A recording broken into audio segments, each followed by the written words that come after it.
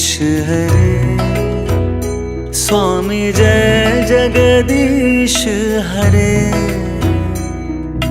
भक्त जनों के संकट, दास जनों के संकट क्षण में दूर करे। ओम जय जगदीश हरे।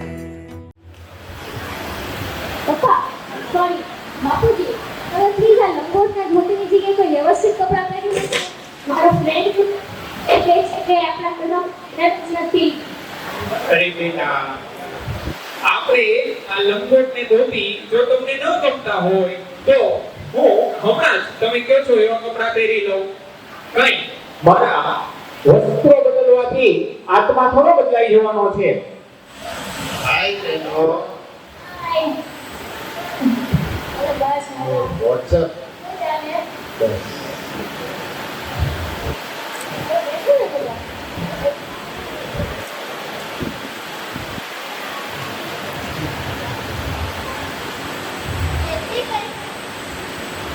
જય શ્રી કૃષ્ણ, જય સ્વામિનારાયણ. હાય. અરે બેનો, આ કોણ છે? આ મારી નાની બેન છે.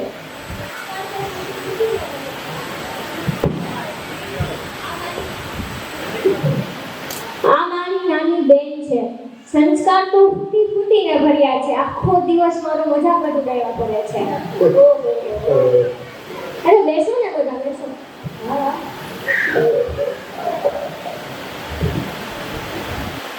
અરે ગાય, તમને ખબર છે એનો એના ઇન્સ્ટાના ઇન્ફોમાં શું લખ્યું છે? મને ગૌરવ છે કે હું બ્રાહ્મણ છું. અરે યાર બહેનો, આપણા વડીલો કહે છે તેવા શ્લોકો, યજ્ઞ, વિધિ વિધાનોમાં તારી આ મોડર્ન લાઈફસ્ટાઈલ કેવી રીતે સેટ કરી? હા યાર, અને તમને ખબર છે ને અત્યારે બધા કેવું કહી રહ્યા છે કે બ્રાહ્મણ તો હોવું જોઈએ, ફલાણું ઢીકણું કોઈ હોવું જોઈએ. જો આમ ન કરતા હોય તો બ્રાહ્મણ ન કહેવાય. એટલે હું તો કોઈને કહેતી જ નથી કે હું બ્રાહ્મણ છું અને ખોટો ગૌરવ દેતી જ નથી. બધું ઘરે ગયું. હા યાર, તો કેટલું વિચિત્ર લાગે ભાઈ કે બ્રાહ્મણત્વ જેવું તો આપણા પૂર્વજોને વડવાઓ સાથે ક્યાંક થતું રહ્યું એ આપણને સેટ ન થાય ભાઈ. અરે ગાઈસ, તમે આ બધી વાતો રહેવા દો ને. આપણે અહીંયા એના માટે ભેગા નથી થયા. ચલો આપણે સ્નેપ લઈએ, ફોટા પાડીએ. મારા ફોટો લઈ. ઓકે. Say cheese. દીદી, આ બધા આવા કેમ છે? અત્યારે બધા આવો જ છે. અય ચૂપ રહેજો બધા. મારા પપ્પા આવે છે. એ આપણી મોડર્ન વિચારધારાવાળા નથી, એટલે એમની સાથે બહુ વધારે બોલતા નહીં. કઈ શાંત રહેજો.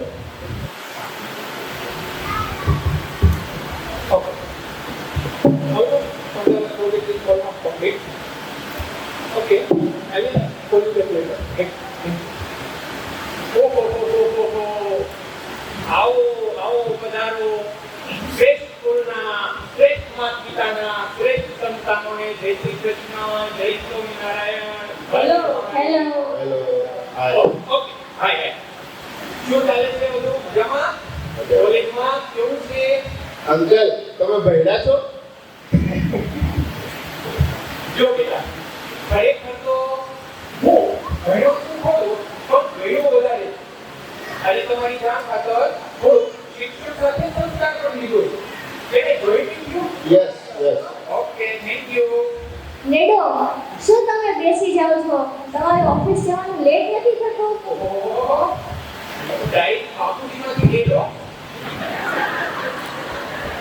અઘરો વિકાસ કર્યો છે હો બાકી સમાજે. સારું, કઈ વાંધો નહીં. નામ બદલવાથી કઈ માણસ થોડો બદલી જવાનો છે. એ તો જે હોય એ જ રહે. સારું, કઈ વાંધો નહીં. હું અહીંયા બેઠો કામ કરીશ મારે ઓફિસનું. કહો ને મને કે હમણાં હું આવતો તો ત્યારે મેં કંઈક સાંભળ્યું, બ્રાહ્મણ ને બ્રહ્મત્વ. આ બધું શું કરતા હતા તમે? શું ચર્ચાઓ ચાલતી હતી? એ તો કાંઈ નહીં અંકલ, આ પાર કહેતો હતો કે આપણે ધોતી કે ચોટી જેવું નથી રહેતા, કે ત્રિકાળ સંધ્યા નથી કરતા એટલે આપણે બ્રાહ્મણ નથી. શું આપણે બગડી ગયા છીએ? ના બેટા, એવું નથી. માત્ર મુંડન કે જટા ધારણ કરવાથી કોઈ જીવ એ બ્રાહ્મણ નથી બની જતો. બ્રાહ્મણ એ જે બ્રહ્મત્વને જાણે છે તે સાચો બ્રાહ્મણ છે. પણ અંકલ, લોકોની અપેક્ષા મુજબ જો અમે બ્રાહ્મણ જેવા ન દેખાતા હોઈએ પણ મનમાં શ્રદ્ધા હોય તો અમે બ્રાહ્મણ કહેવાય. જો ખરેખર છે ને આપણે લોકોએ માત્ર ને માત્ર દેખાવથી જે બ્રાહ્મણો તરીકે જોવે છે સમાજ, એ એની અજ્ઞાનતા છે. માત્ર દેખાવ નહીં, પરંતુ બ્રાહ્મણ એટલે અંતરનો ઉજાસ છે, એક જીવનશૈલી છે, એ બ્રાહ્મણ છે. તપસ્વી જેવું દેખાવું અથવા તો કોઈ એવા વસ્ત્રો ધારણ કરી લેવા એ નહીં, પરંતુ બ્રાહ્મણ એટલે અંતરનો ઉજાસ છે. પણ અંકલ, આજે અમુક બ્રાહ્મણો તો વ્યવસાયમાં છે, અમુક બ્રાહ્મણો તો વિદેશ જાય છે અને અમુક તો પૂજાય નથી કરતા, તો શું એ બ્રાહ્મણ કહેવાય? જો બેટા, એમાં એવું છે કે જે વ્યક્તિ સેવા, સદભાવ અને વિનમ્ર છે, તે ભલે ને કોઈ પણ ક્ષેત્રમાં હોય, તે બ્રાહ્મણત્વને જ જીવે છે. તો શું અંકલ, અત્યાર સુધી અમુક સમાજના લોકો આપણને ખોટા ડરાવતા હતા અને બ્રાહ્મણત્વનો અર્થ ખોટો દર્શાવતા હતા? ના ના ના ના બેટા, ખરેખર છે ને પાછું એવું નથી. જે લોકો નીતિ રીતિ મુજબ ચાલે છે, જે લોકો ધર્મને અનુસરે છે, જે શાસ્ત્રો પુરાણ ઉપનિષદને અનુસરે છે, જે આપણા બ્રાહ્મણો આ નીતિ રીતિને જીવે છે, તે તો સર્વશ્રેષ્ઠ છે જ. પરંતુ એ બ્રાહ્મણ એ માત્ર વારસો નહીં, પરંતુ આપણા કર્મથી પણ બનવામાં આવે છે. પણ શું ખરેખર આપણે બ્રાહ્મણો કહેવાય? ખરેખર તો બેટા તમે બધા અઘરા છો. ક્યારેક ક્યારેક સવાલ એવા પૂછી નાખો ને કે જવાબ શું આપો. ખરેખર તો આ સવાલ તમારે દરેકે પોતાના હૃદયને પૂછવો જોઈએ કે શું આપણે બ્રાહ્મણ છીએ. ખરેખર તો હું એવું વ્યક્તિગત માનું કે જે કુળ, જે ગોત્ર, જે સમાજમાં તમારો જન્મ થયો છે તે બ્રાહ્મણ કુળ છે, તો આપણે બ્રાહ્મણ જ છીએ. તો અંકલ, અમારી જેવા યુવાનો સમજી શકે તેવી રીતના થોડીક વૈજ્ઞાનિક સમજ આપો તો સારું. તમે યુવાનોએ બહુ અઘરા છો, મેં હમણાં ના કીધું. બેટા આ તમને પ્રેક્ટિકલ સમજાવો કે બેટા કામ કરો, આ પેલો છોડ છે ને એ અહીંયા લઈ આવો. પ્રેક્ટિકલ તમને સમજાવું કે આપણે શું કામ એને આપણા ગોત્ર મુજબ હોઈએ. ઓકે, કઈ વાંધો નહીં. ચલો, તો આ એક છોડનું કુંડું છે, બરાબર?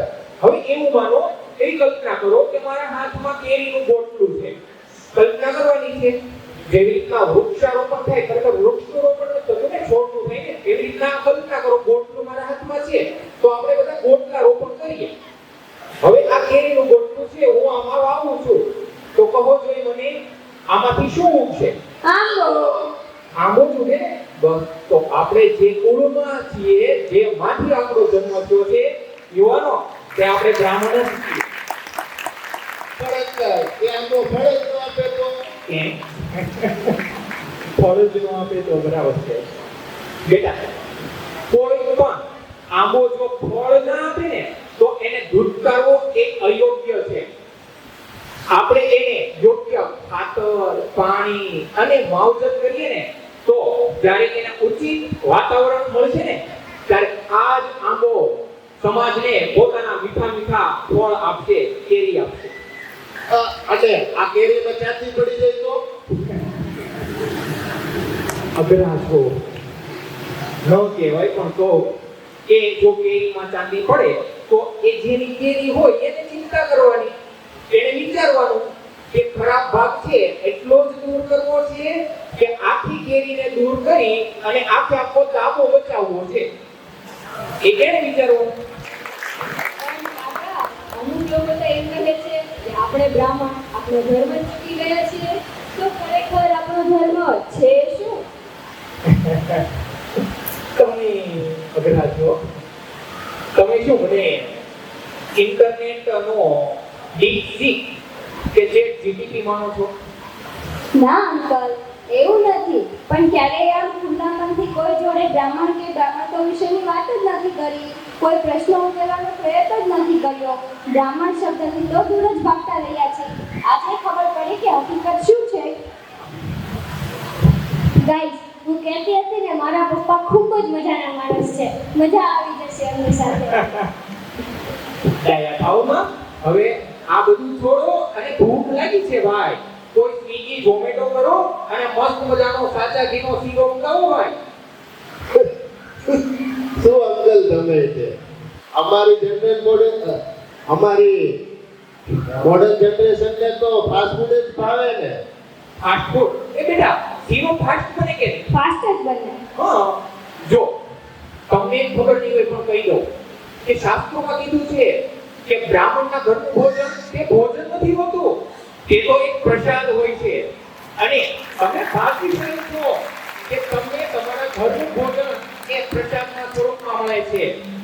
તો બોલો મિત્ર, આજે મેગી બનાવો કે પ્રસાદ? તો થઈ જાય પ્રસાદ પાર્ટી. યસ ઓકે ચલો બેટા એક પ્રસાદ બનાવો.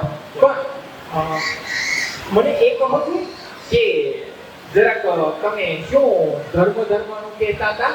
ધર્મ શું છે આ તે? જો આપણો ગહન પ્રશ્ન છે, આ સામાન્ય નથી આનો જવાબ, પણ આપણે સમજી શકીએ એવું સમજાવું તો એક છે રાષ્ટ્ર ધર્મ. એ રાષ્ટ્ર ધર્મ એ સર્વોપરી છે. આપણે ભાગ્યશાળી છીએ, આપણે ભારતીય છે રાષ્ટ્ર ધર્મ. અને બીજો ધર્મ છે સનાતન ધર્મ. આપણું સૌભાગ્ય છે કે આપણે સનાતની છીએ. અને આ ઉપરાંત જો બીજી વાત કરું તો એક આવે છે માનવ ધર્મ. આ માનવ ધર્મ એટલે જેઓ સ્વાધ્યાય કરે છે, જેઓ અપરિપક્વતાને નાશ કરે છે, જેઓ સ્નેહ ભાવથી રહે છે, જે હળીમળીને રહે છે, અને ખાસ કરીને જે વડીલોની સેવા કરે છે, આ બધો આપણો માનવ ધર્મ છે દોસ્તો. અને બીજો છે આપણો વારસા ધર્મ. આપણા વારસા ધર્મ એટલે આપણે જે કુળમાંથી જન્મ લીધો છે તે કુળને આપણે આગળ વધારવું, આપણા વારસાને ટકાવી રાખવો, આપણા પૂર્વજોએ આપેલા સંસ્કારોને ટકાવવા, અને આપણે યજ્ઞ કરવો, દાન લેવું, અને આવું તો ઘણું બધું જે શાસ્ત્રોએ કીધું છે તે બધો આપણો વારસા ધર્મ, આપણા બ્રાહ્મણનો ધર્મ છે. કાકા હવે સમજાણું, જ્યારે ધર્મનું નામ આવે ત્યારે માત્ર બ્રાહ્મણને જ કહેવામાં આવે છે. ખરેખર માનવ ધર્મ તો બધાને જ લાગુ પડે છે. અને હવે સમજાણું કે માનવ માત્ર એક સમાન. ઘણા સમયથી ઘણા લોકો એવું કહેતા હતા કે માનવ માત્ર એક સમાન હોય છે. તો હા, માનવ માત્ર એક સમાન છે, માનવની રચના એ એક સમાન છે, પણ તે તેના વારસાઈ ધર્મથી સવિશેષ બની રહે છે. સાચું ને કાકા? હા બેટા 100% સાચું. આપણે પણ સનાતન ધર્મની અંદર માનીએ છીએ અને આપણે પણ સામાજિક સંસ્થામાં માનીએ છીએ. પણ હા, બ્રાહ્મણ તે સમાજનો ચક્ષુ છે. શાસ્ત્રોમાં કીધું છે જ્યારે બ્રાહ્મણ અંધકારમાં ચાલ્યો જશે ને ત્યારે પૂરો સમાજ અંધકારમાં ચાલ્યો જશે. તેમાં કોઈ શંકાને સ્થાન નથી. આજે અમુક અજ્ઞાની માણસોને તીર સમાજ પૂછે છે, બ્રાહ્મણ સમાજ કોઈને ગમતો નથી. કોણ માને છે આપણા વેદ ઉપનિષદોને કે શાસ્ત્રોને? જો બેટા હું એક વાત કરું, સમાજ ભલે આપણે કોઈ પણ દ્રષ્ટિથી જોવે, બ્રાહ્મણની આંખો હંમેશા શાસ્ત્રમાં હોવી જોઈએ. આપણે સમાજને નથી સમજાવી શકવાના કે બ્રાહ્મણ શું છે, પરંતુ આપણી ઓળખ એ કોઈના મજાકથી નથી, આપણા વર્તનથી છે. વર્તનથી આપણે લોકોએ સમાજમાં એ પ્રતિબિંબિત કરવું પડશે કે બ્રાહ્મણ અને બ્રાહ્મણત્વ શું છે. એ માત્ર આપણે નહીં પણ સમાજના શ્રેષ્ઠ વ્યક્તિ જે છે, બુદ્ધિશાળી લોકો છે, તેણે પણ બ્રાહ્મણને ટકાવી રાખવો પડશે. ત્યારે બ્રાહ્મણત્વ ટકશે. પણ અપમાન સામે ક્રોધ નહીં પણ ક્રાંતિ જોઈએ. શાંતા ભાઈ શાંતા. આત્મજ્ઞાનથી બ્રાહ્મણોને ફરીથી માન મેળવવું હોય તો બ્રાહ્મણ જીવનશૈલી જીવવી પડે. બરાબર ને કાકા? સાચું છે. શાસ્ત્રોમાં પણ કહ્યું છે, જાગૃત બ્રાહ્મણો કદી શૂન્ય ન ભવતું. અર્થાત જાગૃત બ્રાહ્મણો ક્યારેય શૂન્ય થતા નથી. બરોબર ને પપ્પા? વાહ બેટા વાહ. અને વેદો અને શાસ્ત્રોમાં પણ કીધું જ છે ને કે જ્યારે પૃથ્વી પર બ્રાહ્મણોનું અપમાન થશે, તેને હાસ્યપાત્ર બનાવવામાં આવશે, અને તેમનું જ્યારે મહત્વ ઘટશે ત્યારે ભગવાન કલી અવતાર ધારણ કરીને પૃથ્વી પર અવતરશે અને આપણા બ્રાહ્મણનું મહત્વ વધશે. અને હા, વેદ અને શાસ્ત્રમાં તો આ બધું લખેલું જ છે અને હું તો વેદમાં માનું છું. અને આ તો એક સમય ચાલી રહ્યો છે ને. હા, વેદશાસ્ત્ર વગર ઊંધું કીધું છે એ તો સાચું છે. એટલે જોજે હો લસકતી નહીં. હા, જો એની અંદર ખરેખર આપણે સંસ્કૃતમાં પણ કીધું છે કે એક દિવસ કળયુગની અંદર બ્રાહ્મણ પોતાનો ધર્મ ચૂકી જશે કે જે બ્રાહ્મણ સ્વઃ ધર્મ શૂન્યાવતાર, અર્થાત બ્રાહ્મણ એ પોતાના ધર્મથી વિમુખ થઈ જશે. આ એક સમય ચાલે છે અને મહાભારતના શાંતિ પર્વમાં કીધું છે, ખ્યાલ છે બધાને, કે જ્યારે બ્રાહ્મણ પોતાનો ધર્મ ચૂકશે ત્યારે વિશ્વ એ અંધકારમાં ડૂબી જશે. પણ ગમે તે હોય, માનો કે ન માનો, મને તો એવું જ લાગી રહ્યું છે કે બ્રાહ્મણ સમાજને બધી જગ્યાએ ટાર્ગેટ કરવામાં આવી રહ્યો છે. હા હો, મને તે અમુક સાહિત્યમાં, લેખોમાં, રાજકારણમાં, ધંધામાં અને એ તો છોડો, સોશિયલ મીડિયામાં પણ અને અમુક સોસાયટીઓમાં પણ. કાકા, આપણો શું ભાગ છે? વાત કઈ નથી બેટા. રાષ્ટ્ર એ ધર્મથી ચાલે છે, ધર્મ રાષ્ટ્રથી નહીં. વાહ વાહ વાહ વાહ. બેટા, આપણે એ ન ભૂલવું જોઈએ કે જેવી રીતના સમાજના બીજા લોકોએ રાષ્ટ્ર અને ધર્મને બચાવવા માટે બલિદાનો આપ્યા છે ને, એનાથી અનેકથી પણ અનેક વધારે ધર્મ અને આપણા રાષ્ટ્રને બચાવવા માટે આપણા બ્રાહ્મણોએ બલિદાનો આપ્યા છે. અને એના જ આપણે ડીએનએ ચેક કરાવવો હોય તો કરાવી લેજો, બરાબર? પણ છતાંય જો સમાજ એ ન સમજે તો પછી એ ઈશ્વરની ઈચ્છા બળવાન. પણ કાકા, બધાને બ્રાહ્મણ બનવું તો ગમે છે, પણ બ્રાહ્મણ કોઈને ગમતો નથી. જો બેટા, ખરેખર આપણે આપણી દ્રષ્ટિ બદલવી જોઈશે તો સૃષ્ટિ આપોઆપ બદલાઈ જશે. તમે એમ કેમ નથી જોતા કે સમાજની અંદર એટલા અત્યારે એવા તજજ્ઞ અને બુદ્ધિશાળી લોકો પણ વસવાટ કરે છે કે જે બ્રાહ્મણને પૂજનીય ગણે છે, જે બ્રાહ્મણોને ભૂદેવ ગણે છે, એને માન સન્માન આપે છે. અને તમે શા માટે ખોટા મોહમાયામાં ભટકો છો માન સન્માનના? બરોબર, આપણે બ્રાહ્મણ છીએ. બ્રાહ્મણ એ જન્મથી તો છીએ, એ 100% વાત છે, પરંતુ બ્રાહ્મણ કર્મથી થવો જોઈએ એ આપણું સૌભાગ્ય હશે. ખરેખર કાકા, બ્રાહ્મણને અને ઈશ્વરને અતૂટ સંબંધ છે અને તેઓ એકબીજાની ખૂબ જ નજીક છે. હા જ તો હોય, એમાં કોઈ શંકાને સ્થાન જ નથી.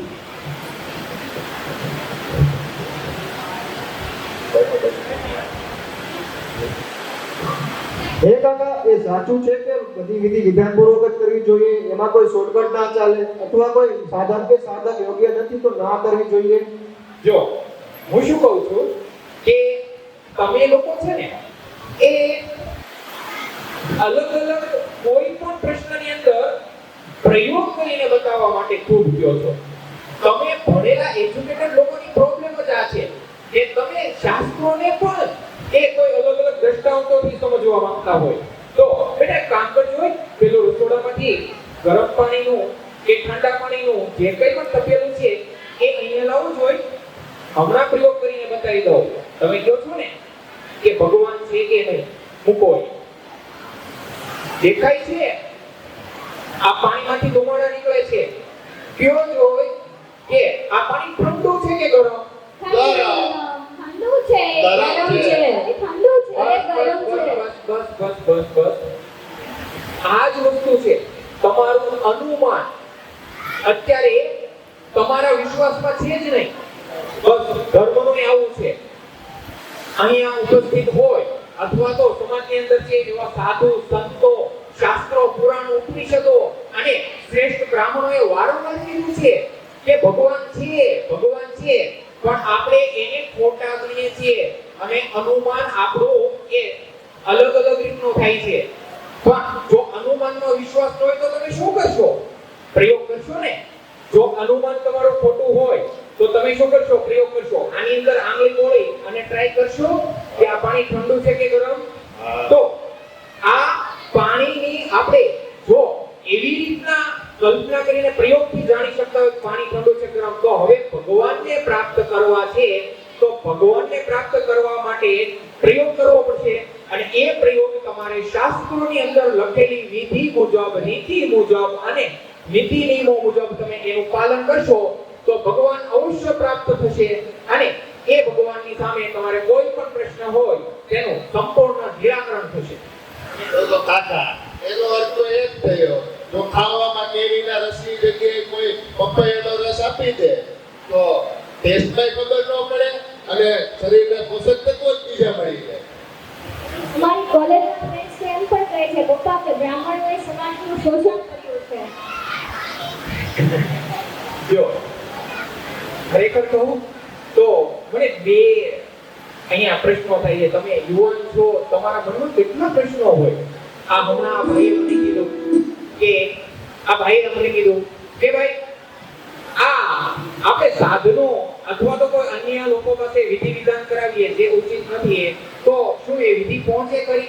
તો જો આ બાબતમાં ખરેખર મને કોઈ વધારે જ્ઞાન નથી, બરાબર, પણ એટલું જરૂર કહીશ કે કાર્ય આનંદ મળશે, કાર્ય સંપન્ન થયાનો આનંદ જરૂર મળશે, પણ એ કાર્યથી એ કર્મથી જે ફળનો પ્રાપ્તિની અભિલાષા હોય એ કાશ એનું સ્વપ્ન રહી જાય એવું પણ બને. અને હા, તમે હમણાં મને કીધું ને કે તમારી કોલેજમાં એવું કહેવામાં આવે છે કે બ્રાહ્મણે સમાજનું શોષણ કર્યું, તો તમારી જાણ ખાતર આપણો એક સમાજની અંદર ગેરસમજ બહુ છે. બ્રાહ્મણો વિશે એક ખૂબ મોટી ગેરસમજ છે. આપણને બદનામ કરવામાં કોઈ કોની આંચ નથી રાખી, પણ એ દરેક લોકોની નથી, એ સમાજના અમુક લોકો. અરે ભલા માણસ, તમે સમાજના પ્રિય બનવાની શું કામ કોશિશ કરો છો? તમે ધર્મ ના છોડો, તમે ધર્મને ઓળખી રહો અને ભગવાનને પ્રિય બનવાની કોશિશ કરો. શ્રીમદ ભગવદ ગીતામાં ભગવાને કીધું છે ને કે બ્રાહ્મણ મમ અતિ પ્રિયા. બ્રાહ્મણો ભગવાન કૃષ્ણને ખૂબ પ્રિય છે. તો ભલા માણસ, આ કાળા માથાના માનવીને શું કામ પસંદ કરો છો? તમે ભગવાનના પ્રિય બની જાઓ એટલે આપોઆપ બધું થઈ જશે. અને હા બેટા, એક બીજું વસ્તુ કે એ જ શ્રીમદ ભગવદ ગીતામાં એવું પણ કહેવામાં આવ્યું છે કે બ્રાહ્મણ જો એ દુષ્ટ કાર્ય કરે તો એને યથાયુચિત એને સજા પણ મળવી જોઈએ. અને જો આપણામાં કોઈ એવું ખરાબ કૃત્ય કરે તો એને સજા મળવી જોઈએ. એમાં એવું પણ કીધું છે કે એને મૃત્યુદંડ કરતા પણ જો મોટી સજા આપવી હોય ને બ્રાહ્મણોને, તો એ બ્રાહ્મણોને અપમાનિત કરી નાખો. બ્રાહ્મણોને જ્યારે અપમાનિત કરી નાખશો ને તો એ મૃત્યુદંડ કરતા પણ મોટી સજા છે. એટલે બેટા, ત્યારે આપણે લોકોએ એ બ્રાહ્મણોનું અપમાન ન કરવું જોઈએ, નહીંતર બ્રહ્મ હત્યા જેવો દોષ લાગે. અને સમાજના કોઈ પણ વ્યક્તિનું અપમાન ન કરવું જોઈએ. હંમેશા મિતભાષી રહો અને ખૂબ સારું વર્તન કરો. અરે પણ કાકા, અમુક લોકો તો આપણને એવું કહીને ચૂપ કરાવી દે છે કે આપણે જ વેદો અને શાસ્ત્રો લખ્યા છે, તો એમાં મહત્વ પણ આપણું જશે અને વખાણ પણ આપણા જશે. જો બેટા, આવા સમયે જ્યારે લોકોને પ્રશ્ન થાય ને કે વેદ શાસ્ત્રો આપણે લખ્યા છે, આપણા જ વખાણ હોય, ત્યારે આપણે મૌન ધારણ કરી લેવું જોઈએ. મૌન. કારણ કે તર્કનો ભેદ માત્ર એ પ્રયોગ જ છે, એની સાબિતી છે. જો એ લોકો શાસ્ત્રોને, વેદોને, પુરાણોને, ઉપનિષદોને મિથ્યા માનતા હોય તો એને આપણે કઈ રીતે સાબિત કરી શકશું કે આની અંદર સાચું છે? એ જો એ વેદોને મિથ્યા માનતા હોય તો આપણે તો કાળા માથાના માનવી છીએ બેટા. આપણો એ થોડા કઈ સ્વીકારશે. અને હા, એક જરૂર વાત કહીશ કે આપણે લોકોએ હંમેશા આપણો ધર્મ, આપણી શ્રીમદ ભગવદ ગીતા, આપણી ગાયત્રીને છોડવા ન જોઈએ. એ તો સાચું હો કાકા. આજના યુગનું બ્રાહ્મણ કેશ ધારણ કરે કે ન કરે, પરંતુ વિચારનું ધારણ કરીને ફરે છે. જે જીપીએસ વિના માર્ગ બતાવે, મોબાઈલ વિના ઈશ્વરીય સંદેશ અપાવે, જે સર્ચિંગ નહીં પણ સમાજમાં જ્ઞાન અપલોડ કરે છે, એ જ સાચો બ્રાહ્મણ છે. જીવનમાં હંમેશા આપણું ચિત્ત શુદ્ધ રહે, વિચારો ઊંચા રહે અને જીવન સમાજ માટે અનુકરણીય બનવું જોઈએ. આજના સમયમાં યુવાનોએ બ્રાહ્મણત્વ સમજવું જ જોઈએ, કારણ કે તેમનામાં જ સમાજના સાચા માર્ગદર્શનનો દીવો છે. જો તમને ગૌરવ છે કે તમે બ્રાહ્મણ છો, તેનું શ્રેય તમારા પૂર્વજોને જાય છે, કેમ કે તેમણે જ બ્રાહ્મણ અને બ્રાહ્મણત્વ ટકાવી રાખેલું. હવે તમારી આવનાર પેઢી જો તમને પણ આ શ્રેય આપે તેવું ઈચ્છતા હોય તો આજે પ્રગટાવેલો આ દીપક બુજાય નહીં, તેની જવાબદારી આપણા સર્વની છે. अहं ब्रह्मास्मि अहं ब्रह्मास्मि વધાવીએ જોરદાર તાળીઓથી વધાવીએ